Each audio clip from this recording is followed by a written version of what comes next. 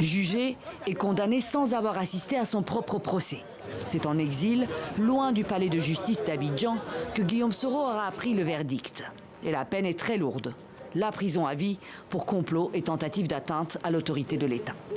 Force reste à la loi, c'est la justice qui a triomphé. Et vous êtes rendu compte que les faits ne sont pas des faits imaginaires, ce sont des faits réels qui ont été portés à la connaissance du tribunal et le tribunal a statué conformément à la loi.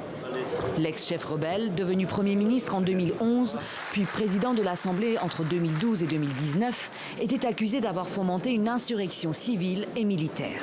Un complot pour renverser le pouvoir du président Alassane Ouattara lors de son retour avorté en Côte d'Ivoire en décembre 2019, soit 10 mois avant l'élection présidentielle.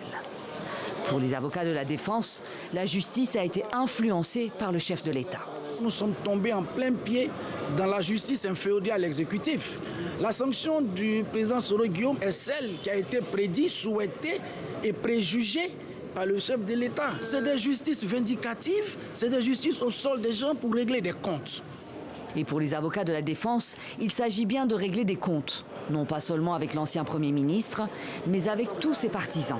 Ce mercredi, la Cour a ordonné la confiscation des biens ainsi que la dissolution de son mouvement Génération et Peuple Solidaire, accusé de se livrer à des actes subversifs.